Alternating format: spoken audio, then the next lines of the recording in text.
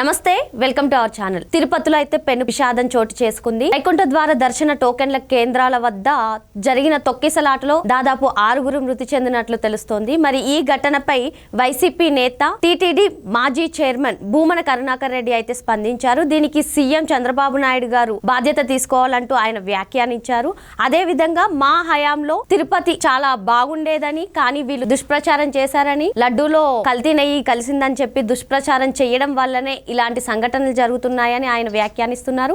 మరి ఈ మాటలను ఎలా చూడాలో అనేది తెలుసుకుందాం. దీనిపై పూర్తిగా విశ్లేషించడానికి మనతో పాటుగా ఉన్నారు ప్రముఖ రాజకీయ విశ్లేషకులు అరిసిమేలు శ్రీనివాస్ గారు. వారిని అడిగి పూర్తి వివరాలు తెలుసుకుందాం. సార్ నమస్తే. నమస్కారం సార్, టీటీడీ మాజీ చైర్మన్ భూమన కరుణాకర్ రెడ్డి గారు అయితే ప్రభుత్వం మీద, అదే విధంగా టీటీడీ గురించి కూడా చాలా వ్యాఖ్యలు చేశారు. సార్, ఇప్పుడు కనీస సౌకర్యాలు కూడా పట్టించుకోవట్లేదు, అటువంటి అధికారుల మీద చర్యలు తీసుకోవాలని, అదే విధంగా తమ ప్రభుత్వ హయాంలో ఏదైతే లడ్డూ కల్తీ వ్యవహారం జరిగిందో అదంతా దుష్ప్రచారం చేశారని, అలా చేయడం వల్లనే ఇప్పుడు ఈ సంఘటన జరిగిందని అన్నట్టుగా ఆయన వ్యాఖ్యానిస్తున్నారు. అసలు ఈ మాటలను ఎలా చూడాలి సార్? ఇక్కడ జరిగిన ఘటన దురదృష్టకరం, అవాంఛనీయం అండి.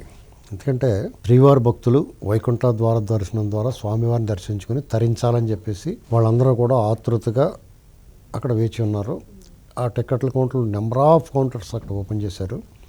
చాలా సౌకర్యాలు ఏర్పాటు చేశారు. అయినా సరే ఊహించిన దానికంటే ఎక్కువగా జనసమ్మర్దం, భక్తులు తాకిడి ఉండటం వల్ల అపశృతులు చోటు చేసుకునే అవకాశం ఉంటుందని చెప్పేసి అధికార యంత్రాంగం కొంచెం అప్రమత్తంగా ఉండాల్సిన అవసరం ఉంది. ఈ విషయంలో పూర్తిగా అధికార యంత్రాంగాన్ని బాధ్యత.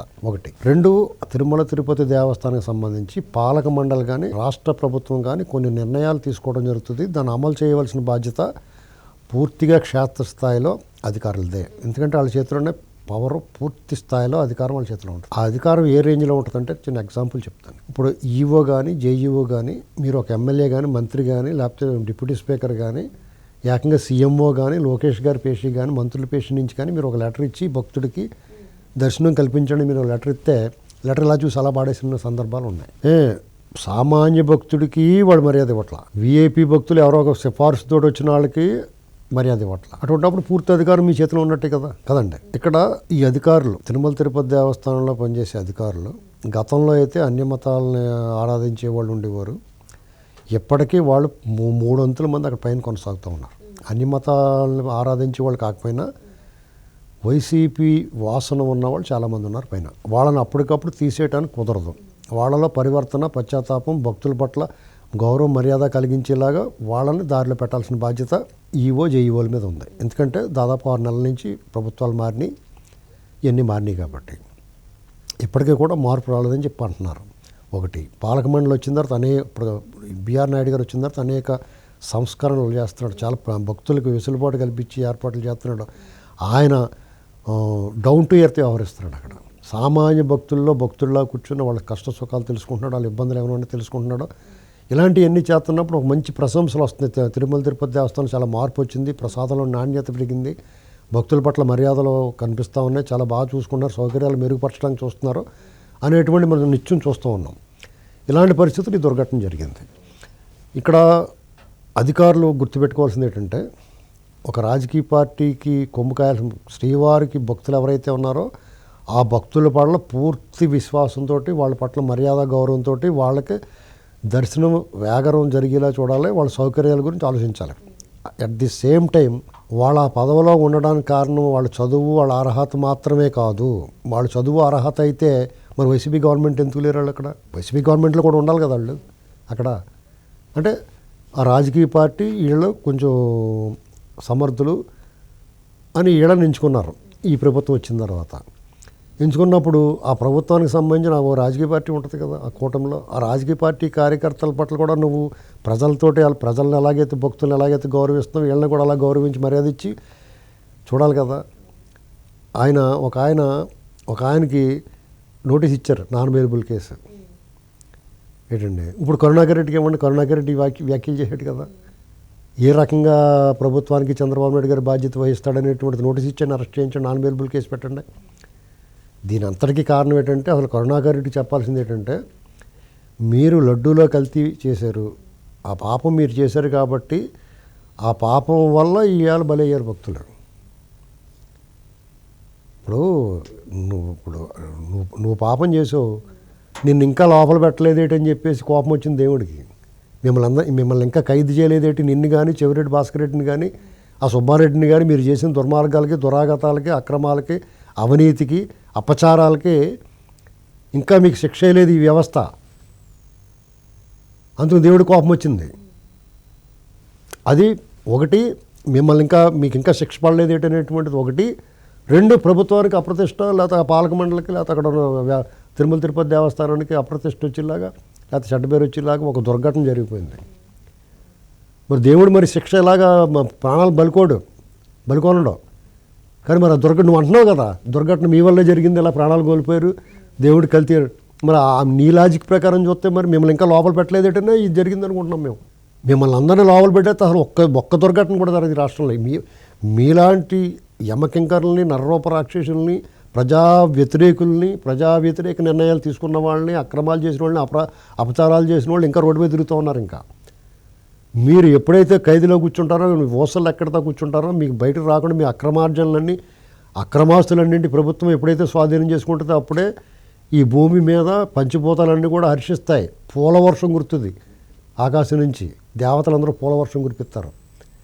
ఈసారి చేస్తారు. ఎందుకంటే నువ్వు చెప్పావు కదా, లడ్డూలో కల్తీ జరిగిందని చెప్పేసి వాళ్ళ దుష్ప్రచారం ఏంటి, లడ్డూలో కల్తీ జరిగిందని చెప్పేసి ల్యాబ్ రిపోర్ట్లే ఉన్నాయి. అది మరి ఇంకా ఎందుకు వదిలేశారండి? వదిలేసినందుకు కోపం వచ్చింది దేవుడికి, ఇంకా మిమ్మల్ని ఎందుకు లోపల పెట్టలేదని. ఆ దృష్టిగా ప్రభుత్వం ఆలోచించాలి, వీళ్ళందరినీ కూడా లోపల పెట్టాలి ఎవరైతే తప్పులు చేశారో. ఇక విషయానికి వస్తే అక్కడ మానవతా దృక్పథంతో డిఎస్పీ గారు చేశారని ఒక వాదన వస్తుంది. ఒకరికి అస్వస్థతకు గురైతే వాళ్ళ హాస్పిటల్కి తీసుకెళ్ళడం ఉద్దేశంతో గేట్లు తీశారన్నారు. ఇప్పుడు అక్కడ వాళ్ళు ఒక మైక్ పెట్టుకుని చెప్పాలి, మీరు కంగారు పడకండి, గేట్లు అప్పుడే దర్శనానికి గేట్లు తీయట్లేదు, ఒక వ్యక్తి అనారోగ్యం పాలయ్యాడు కాబట్టి వాళ్ళ హాస్పిటల్ తీసుకెళ్ళడం కోసం గేట్లు తీస్తున్నాం, మీరు దయచేసి ఎవరి స్థానాల్లో వాళ్ళే కూర్చోడని చెప్పాలి. వాళ్ళు ఆ చెప్పడం మర్చిపోయాడు, అది తప్పే. అది చెప్పకుండా గేట్లు తీసేటప్పుడు ఏమనుకుంటారంటే, గేట్లు తీసేటప్పుడు ఒకసారి టికెట్లకి కౌంటర్ దగ్గర తీస్తున్నారేమో అని ఎవరికాడికి ఆత్రం వస్తుంది. అది మాస్. ఆ జనంలో మనం ఎవరు ఏం చేయలేం, విచక్షణ కోల్పోతారు. దేవుడి దర్శనం కోసం పడిగాపులు పడిచిన వాళ్ళు పక్కన తొక్కి చంపేస్తున్నాం అన్న ఆలోచన అప్పటికి రాదు. అది థియేటర్లో జరిగిన పుష్కరాల సంఘటన కూడా మీరు పెట్టుకుంటున్నారు. చంద్రబాబు నాయుడు గారిని మీరు బదనాం చేయడం కోసమే మీరు ఉన్నారు. ఇలాంటి దుర్ఘటనల్లో కాలువల్లో, నదుల్లో బోట్లు మునిగిపోవటాలు, నాగార్జున సాగర్ అక్కడ జరిగింది, గోదావరిలో 2-3 సార్లు జరిగినాయి, ఎక్కడికక్కడ పడవలు మునిగిపోవటం, ఇలాంటివన్నీ దుర్ఘటనలు జరుగుతూ ఉన్నాయి. దేశ విదేశాల్లో కూడా జరుగుతూ ఉన్నాయి. ఇలాంటి దుర్ఘటనలు జరిగినప్పుడు అది ఒక యాక్సిడెంట్గా జరుగుతుంది, ఎవడు ఉద్దేశపూర్వకంగా ఎవడు చేయడం. కానీ మీరు చేస్తారన్న అనుమానం ప్రజల్లో ఉంది, మీ క్యారెక్టర్లను బట్టి, మీ నైజాన్ని బట్టి. అందుకని ప్రభుత్వం ఇప్పుడున్న చంద్రబాబు నాయుడు గారు కూటమి ప్రభుత్వం చాలా అప్రమత్తంగా ఉండాలి. వీళ్ళు ఎందుకంటే సామాన్యమైన మనుషులు కాదు. ఎందుకు సామాన్యమైన మనుషులు కాదు, వీళ్ళతో చాలా ప్రమాదం ఎందుకంటున్నామంటే, ఒక నేరస్తుని అరెస్ట్ చేసి తీసుకెళ్తుంటే అతను వెనక ర్యాలీగా 50 కార్లు వెళ్తుందంటే అధికార యంత్రాంగం వాళ్ళు ఎందుకు వదిలేశారు? పోలీస్ స్టేషన్ దగ్గరికి వచ్చి వీళ్ళు రకరకాల నినాదాలు చేస్తుంటే, పైగా వార్నింగ్లు ఎత్తుంటే పోలీస్ అధికారులకి వీళ్ళు ఎందుకు వదిలేశారు? మరి అధికార యంత్రాంగం బాధ్యత చంద్రబాబు గారు వచ్చి పట్టుకుంటాడు వాళ్ళని చేతులతోటి, లోపల పెడతాడా? వాళ్ళకు బాధ్యత తప్పి జిల్లాకు ఒక అధికారి ఉంటాడో, పోలీస్ బాస్ ఉంటాడో, ఇవన్నీ ఎవరి వైఫల్యం ఇదంతా. అలాగే తిరుమల తిరుపతి దేవస్థానంలో కూడా డెఫినెట్గా నాయుడు గారు చాలా మంచి సంస్కారాలు, మంచి నిర్ణయాలు తీసుకుంటున్నాడు. ప్రజలు, ఆ భక్తులందరూ హర్షిస్తున్నారు, ఆమోదిస్తున్నారు. ఇవాళ ఆయన మీద దొబ్బు దగ్గర ఉన్న వాళ్ళు ఉంటారు కొంతమంది, ఆయనకు ఆ పదం వచ్చిందని ఏడ్చి వాళ్ళు ఉంటారు, ఆ పదవిని ఆశించిన వాళ్ళు ఉంటారు, అది వాళ్ళకి దక్కకపోక ఈయన దక్కిందని ఏడ్చి వాళ్ళు ఉంటారు. అలాగే ఆయన వ్యాపారంలో ఆయనకు ప్రత్యర్థులు ఉంటారు. వాళ్ళందరూ కూడా దొరికాడు కదా అని చెప్పేసి ఆయనకి ఏంటి సంబంధం? ఇక్కడ మీ దమ్ముంటే ఈఓ మీద మాట్లాడండి, జేఈఓ మీద మాట్లాడండి, వాళ్ళే బాధ్యులు దీనికి. అంతే కదండి. ఇప్పుడు అక్కడ ఆయన ఒక నిర్ణయం చేస్తాడు, అసలు ఇవన్నీ గోల ఎందుకని చెప్పేసి ఆన్లైన్ ఇచ్చేస్తే గొడవ వదిలిపోద్ది. మీకు అన్నట్లుగానే ఏంటి చెప్పమంటారా? వైఎస్ జమానాలో కానీ, వైఎస్ జగన్మోహన్ రెడ్డి జమానాలో కానీ సామాన్య భక్తులకి ఇలాంటి జరగలేదని చెప్తున్నారు వాళ్ళు. ఎందుకు జరగలేదంటే వాళ్ళు అన్నీ అమ్మేసుకుంటారు బ్లాక్లో. అసలు మీ టికెట్లు ఇచ్చి ప్రసక్తే ఉండదు వాళ్ళకి, డైరెక్ట్గా అమ్మేసుకుంటారు. ఇంకా అప్పుడు ఇంక గొడవలు ఏం జరుగుతాయి? ఇప్పుడు మీకు ఒక థియేటర్ ఉందండి, దేవుడిని థియేటర్ని పోడుతున్నాను అనుకోకుండా థియేటర్లో ఉన్నది, టికెట్లన్నీ అయిపోయినాయంటే అక్కడ ఎవడు రాడు కదా, ఎవడు బ్లాక్లో అమ్మేసుకుంటే. వీళ్ళు ఇంకా సామాన్య భక్తుడు చేరువ చేయాలని రకరకాల ఆలోచన చేస్తూ ఉన్నారు. ఇంకా వేగవంతంగా దర్శనం జరగాలని చెప్పేసి ఈ ఆలోచన చేసేటప్పుడు ఇలాంటి ఘటన జరగడం దురదృష్టకరం. ఎవడో నోటికి వచ్చినట్టు మాట్లాడితే వాళ్ళందరినీ లోపల పెట్టాలి. అప్పుడు దారిలోకి వస్తారు.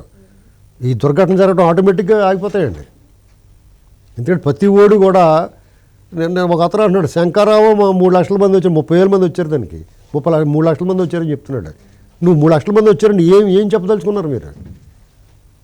ఇక్కడ 50,000 మంది కాయలు అయిపోయారని మాట్లాడతాడు. మీ ప్రభుత్వం ఉంది అక్కడ, ఎన్డీఏ ప్రభుత్వం, అయినా సరే మీరు మాట్లాడుతూ ఉన్నారు అలాగా. ఇది ఒక జగన్మోహన్ రెడ్డి లాంటి ఒక ఈవిల్ రాష్ట్రంలో ఉండడం మన దురదృష్టం అండి. అతను రాజకీయాల్లో ఉండడం, అన్ని అక్రమాస్తుల కేసులు ఉండి, వాళ్ళ బాబాయ్ మర్డర్ కేసులు ఉండి, రాష్ట్రంలో జరిగిన అరాచకాల అవినీతి, ఈ డే లైట్ రాబరీ కేసులు అన్నట్లు అతను ఇన్వాల్వ్ అయ్యి ఉండి కూడా అతను ఇంకా బయట తిరగలటం, అతను విదేశాలకు వెళ్ళిపోతానంటే పాస్పోర్ట్ ఇచ్చేయటం, 5 ఏళ్ళకి అతను పర్మిషన్ ఇచ్చేయడం, ఇలాంటివన్నీ ఉన్నాయి చూసారా. ఈ వ్యవస్థలని మనం ఏం చేయాలి? ఇలాంటి వ్యవస్థలతో మనం ఎలా ఉండాలి? అటువంటిప్పుడు ఈ దుర్ఘటన జరిగినప్పుడు మూసుకుని కూర్చోవాలంతే తప్ప మనం మాట్లాడడం కూడా హక్కులేదండి. చాలా దారుణమైన పరిస్థితి ఉంది. ఆ దుర్ఘటన జరిగింది, వాలంటరీగా పనిచేయచ్చు కదా, వచ్చి అందరూ అయిపోయింది. దాన్ని రాళ్ళు వేయడం రెడీగా ఉంటారు. ఎంతో కొంత బాగా ఊపిరిగా స్వేచ్ఛగా హాయిగా బతుకుతున్నారు ఆంధ్రప్రదేశ్ ప్రజలు.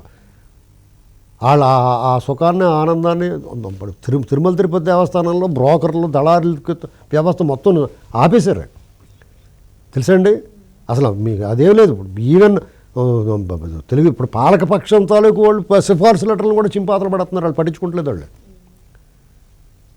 అంత సామాన్య భక్తుడి పట్ల దేవుణ్ణి చేరువ చేయాలని వాళ్ళు ట్రై చేస్తుంటే, జగన్మోహన్ రెడ్డి అయ్యాను అలా కదా, రోజే తీసుకెళ్ళి ఎంతమందినో సుబ్బారెడ్డి ఏకంగా 4 లక్షల టికెట్లు అమ్మేసుకున్నాడంట. ఏంటండి ఎంత దారుణాలు జరిగినాయి. ఇంకా అలాగే అమ్మేసుకుంటే జరగవు. ఎందుకంటే ఎవరికాడికి ఇంటికాడే ఉండగానే అమ్మేసుకున్నారు అనుకోండి, అక్కడికి వచ్చి దెబ్బలాటలు తొక్కేసలు అట్లా ఏమి ఉండవు. భక్తులు కూడా ఆలోచించుకోవాలి. ఎందుకంటే మాస్ హిస్టరీకి వెళ్ళిపోయి ఇక్కడ ఒకళ్ళనొకళ్ళు ఇప్పుడు మీకు అవకాశం రాలేదు. లైన్లో అందంగా సక్రమంగా డిసిప్లిన్ క్రమశిక్షణతో ఉండాలి. ఎందుకంటే ప్రాణాలు కోల్పోతే మళ్ళీ రావండి. వాళ్ళ పిల్లలు కుటుంబాలు ఎంత బాధపడుతూ ఉంటాయండి. ఏదో పుణ్యానికి వెళ్తే పాపం ఎదురైందన్నట్టు ఉండదు. మనసు కలిసి వేస్తూ ఉంది ఇదంతా చూస్తుంటే. ఎవరిని నిందించాలో తెలియదు. ఇలాంటి విషయాలు జరిగినప్పుడు ఎవరి మీద ఉన్న బురద జల్లకూడదు. వాళ్ళు రాజకీయాలు మాట్లాడకూడదు. కానీ ఆ సన్నాసులు మాట్లాడుతూ ఉంటారు. మాట్లాడినప్పుడు కౌంటర్ ఇవ్వకపోతే అది నిజం అనుకుంటారు జనం. దాన్ని బట్టి ఇంకోటి మాట్లాడుతూ ఉంటాడు. ఒకడో ఎందుకు బొట్టెట్టుకుని వచ్చి మాట్లాడతాడు. వాళ్ళు ఏదో హిందూ మత ఉద్ధారకుల్లాగానే. ప్రతి హిందువు మత ఉద్ధారకుడే. ఎందుకంటే రోజు దేవుడు దండం పెట్టుకుని బొట్టెట్టుకున్నాడు ప్రతి ఓడు కూడా హిందూ ధర్మాన్ని ప్రచారం చేసినట్టే. హిందూ మత ఉద్ధారకుడే. కొత్తగా మీరేం రావక్కలేదు, మీకేం కొమ్ములు లేవు, 4 ఏమి లేవు.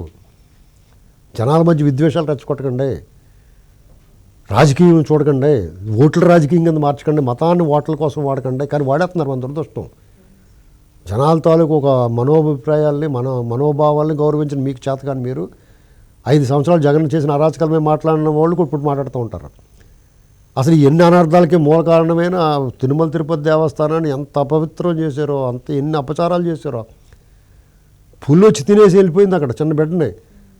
దాన్ని సరిచేయటం చేత కాలేదు, కర్రలు ఇచ్చుకుని కొట్టండి అన్నారు. వీళ్ళు మాట్లాడుతున్నారు కరుణాకర్ రెడ్డి అన్నవాడు.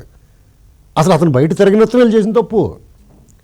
అతని హయాంలో అంతకుముందు ఇప్పుడు ఎప్పటికాళ్ళ మనుషుల పైన ఉన్నారు. ఎప్పుడైనా సరే ప్రభుత్వం చాలా కఠినమైన నిర్ణయాలు తీసుకోవాలి.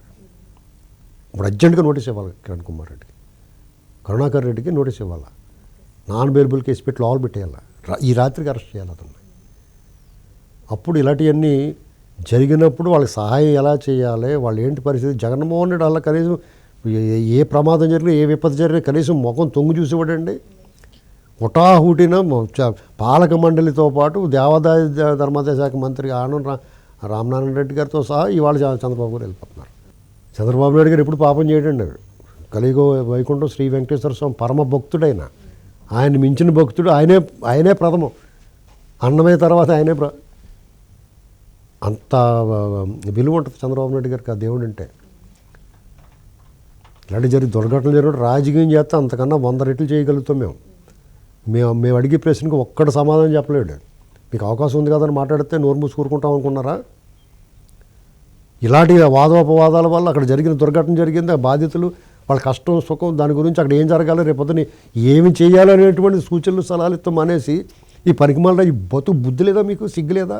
రాష్ట్రాన్ని సర్వనాశనం చేసి ప్రపంచవ్యాప్తంగా కోట్లాది మంది భక్తులున్న ఈ ప్రపంచంలోని విశిష్టమైన క్షేత్రమయము కలిగిన దేవస్థానం తిరుమల తిరుపతి దేవస్థానం భ్రష్టు పట్టించి అపచారం చేసిన మీరు కూడా మాట్లాడతారా?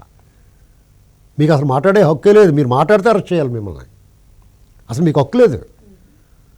తిరుమల తిరుపతి దేవస్థానంలో గతంలో పాలక మండలిలో ఉన్న వాళ్ళకి కానీ ఆ ప్రభుత్వంలో భాగంగా ఉన్నవాళ్ళు కానీ వైసీపీ వాళ్ళు కానీ మాట్లాడే హక్కు లేదు అసలు.